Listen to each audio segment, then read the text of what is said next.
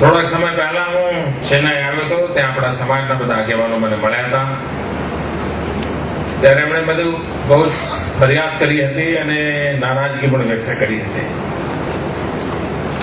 અને હું માનું છું કે તમારો એટલો તો અધિકાર છે જ.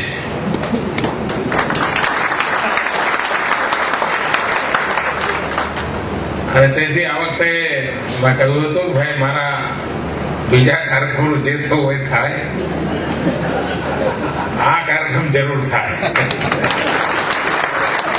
રાજ્યના મુખ્યમંત્રી તરીકે અમારા ગુજરાતી ભાઈ દુનિયા આખામાં કાંઈ પણ સારું કરતા હોય તેને નવાજવું, એનું ગૌરવ કરવું એ મારા કર્તવ્યનો ભાગ બને છે, મારી જવાબદારી બને છે.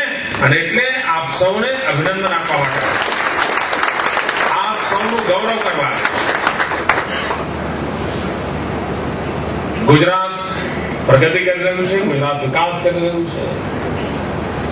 અને દેશ આખામાં હવે ચર્ચા આ છે કે અમારે ત્યાં પણ આવું થાય તો સારું, અમારે ત્યાં પણ આવું થાય તો સારું, એવું લગભગ પાક્કું થઈ ગયું છે.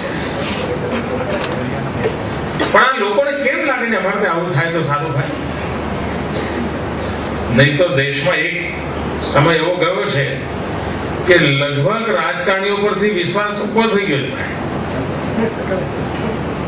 હવે ઠીક છે ભાઈ, મુખ્યમંત્રી છે, આવ્યાના છે, જવું તો પડે, જઈશું. કાંતિભાઈ કહ્યું છે એટલે ચાલો જઈએ.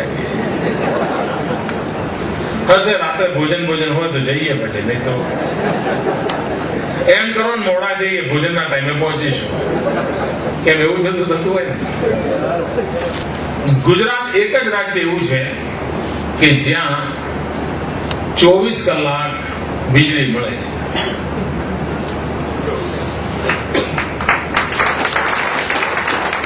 હવે તમે ગુજરાતમાં જઈને કહો ને તમને કોઈને 24 કલાક વીજળી એને લાગતું જ નથી કે નવું કર્યું મોદી સાહેબે. કારણ કે વીજળી ન હોય ત્યારે તકલીફ શું ખબર જ નથી રહી. અને એના પરિણામ કેવા આવે છે? ગુજરાતમાં જે જ્યોતિગ્રામ યોજના બની, 3 વર્ષ થયા છે યોજનાને.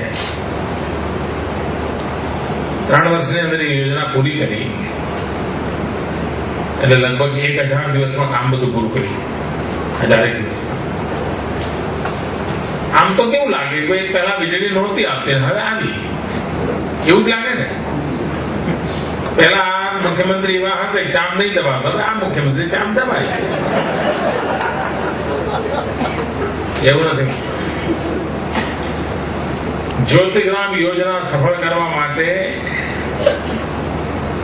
1000 દિવસમાં આ સરકારમાં બેઠેલા લોકોએ જે કામ કર્યું છે એ કામ તમે આમ બીજા અનુભવના આધારે જુઓ તો તમને ખબર પડે. હું ઉદાહરણ એટલા માટે આપું છું તમને અંદાજ આવે કે કામ કેવી રીતે થાય છે. તમારામાંથી આજે પણ જો ગામડાઓના સંપર્કમાં હશો તો તમારા ધ્યાનમાં હશે કે ગામમાં એક વીજળીનો થાંભલો આડે આવતો હોય, નિશાળની બાજુમાં હોય, બધા કહે ભાઈ છોકરાઓને કોઈ તકલીફ પડશે, થાંભલો ખસેડવાનો જ હોય. સાહેબ 2 વર્ષ તો મિનિમમ ગયા હોય. થાંભલો ખસેડવાનો હોય 2 વર્ષ તો ગયા જ હોય. અને એમાં તમે પાછી કઈ આરતી ઉતારી હોય, પ્રસાદ વહેંચ્યો હોય, થોડી મેળ પડ્યો હોય.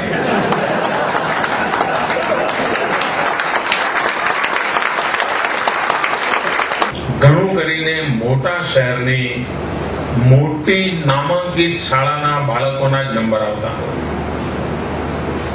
આ વર્ષે 65% વિદ્યાર્થીઓ ગામડાના છે જે રેન્કર્સ બને છે. તદ્દન રિમોટ એરિયા, નાના ગામડા, સામાન્ય પરિવારના છે. એક કે 3જો નંબર એક દીકરી લાવી છે, એ શાકભાજીનો વેપાર કરનાર પરિવારની દીકરી છે. એટલે રીસર લારીમાં શાકભાજી વેચતા. અને એના મૂળમાં આ જ્યોતિગ્રામ યોજનાની મદદ મળી છે. એને રાત્રે વાંચવું હોય ત્યારે વીજળી મળે છે ગામડામાં. એને કોમ્પ્યુટર ચલાવવું હોય તો કોમ્પ્યુટર ચાલે છે. એક યોજના કેવા પરિણામો લાવે, બાકી તો બીજા ઘણા મુદ્દાઓ છે, પણ આ તો મને એક સેમ્પલ તમને. અને આમ તો ગુજરાતી સમજદાર થાય, ચોખાનો એક દાણો રહે ખબર પડી જાય. દરેક ચોખાનો દાણો ચડ્યો છે કે જોવાનું થોડું હોય.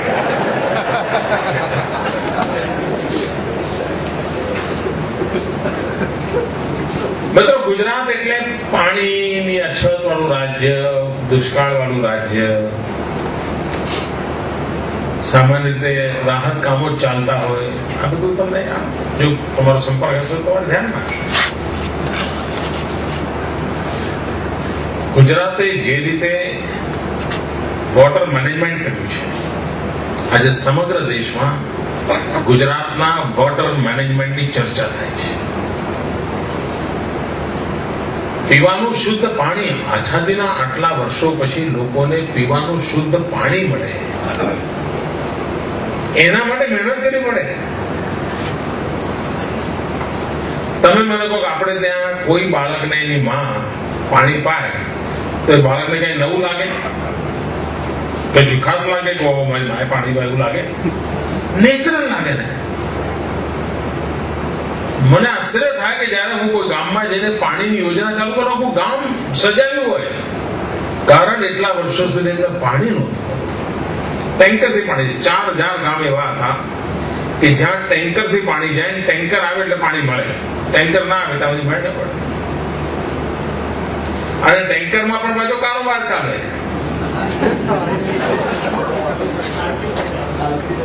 અડધું ભર્યું હોય ને આખું બોલે, 5 આટા મારે 15 લખે.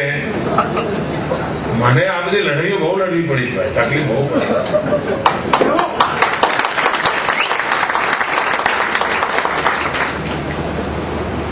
આ તૂટક ફૂટક પ્રયત્નો બંધ કર્યા. મિત્રો, આપણે પાઇપલાઇન લગાવી, પાઇપલાઇન થી નર્મદાનું પાણી પહોંચાડવાનું અભિયાન ઉપાડ્યું. હવે તમારામાંથી તમારા જૂના કોઈ અનુભવ હશે તો આપણે ત્યાં સામાન્ય રીતે અહીંયા પણ એવું જ હશે કે આપણે તો હિન્દુસ્તાન એક જ છે. પાણીની પાઇપલાઇન આપણે ત્યાં નાખી હોય, 2 ઇંચની પાઇપલાઇન હોય અને ગામમાં નગરપાલિકાની અંદર નાખવાની હોય, 2 વર્ષ સુધી સાહેબ આખા ગામમાં ખાડા હોય. કેમ તો કે પાઇપલાઇનનું કામ ચાલે છે. અને પછી નાખ્યા પછી પણ બાજુ હોય કે અહીંથી લીક થાય છે, ત્યાંથી લીક થાય છે, ત્યાં પહોંચતું એવું બધું ચાલતું હોય સાહેબ. એક બાજુ પાઇપો નંખાય જાય, એક બાજુ કકડાટ બી ચાલ્યા કરે, આખી જિંદગી એમ જ પૂરી થઈ જાય. મિત્રો, ગુજરાતે 700 દિવસમાં 1400 કિલોમીટર પાઇપલાઇન નાખી. 700 દિવસમાં 1400 કિલોમીટર પાઇપલાઇન. ફરી કહું છું મિત્રો, એ જ સરકાર, એ જ કર્મચારીઓ, એ જ ગાડીઓ, એ જ ફાઇલો, એ જ બધી દુનિયા, એ જ આગળ વાળા મૂકી ગયા હતા, એ જ.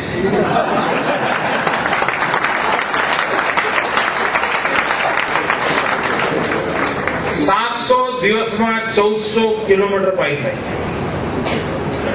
અને 8000 ગામોમાં પીવાનું શુદ્ધ પાણી છે. મધ્યપ્રદેશના કિનારે નર્મદામાંથી ઉઠાવીને પહોંચાડવાનું. અને પાઇપલાઇન 2 ઇંચની નહીં મિત્રો, પાઇપલાઇનની સાઈઝ એવડી મોટી છે કે તમે સહકુટુંબ મારુતિ કારમાં બેસીને પાઇપમાં પ્રવાસ કરી શકો. એટલી મોટી પાઇપ છે મિત્રો. ગુજરાત એક રાજ્ય એવું છે જેને ગેસ ગ્રીડનું કામ ઉપાડ્યું છે. 2200 કિલોમીટર ગેસ ગ્રીડ. ઘરમાં પાઇપલાઇન થી રસોડામાં ગેસ મળે એનું એક મોટું કામ ગુજરાતે ગામડા સુધી ઉપાડ્યું છે.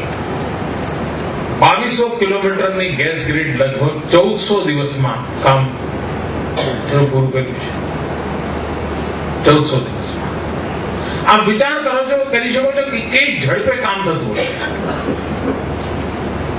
અને ગુજરાતના અનેક ક્ષેત્રોમાં, ઔદ્યોગિક ક્ષેત્રમાં એનો લાભ મળી રહ્યો છે. આ જળ સંચયનું જે કામ કર્યું છે એની અસર એ છે કે આપણે ત્યાં ગુજરાત ક્યારે ખેતી ક્ષેત્રનું નામ નહોતું. ગુજરાત એટલે વેપારી. આપણી ગુજરાતની ઓળખ જ આ ભાઈ વેપારી. છૂંછા પૈસા ચા, ગુજ્જુ, દાળ ભાત ખાવું, બધું આજ ને. મિત્રો, એ ગુજરાત આજે કૃષિ ક્ષેત્ર મોટું નામ કમાઈ રહ્યું છે.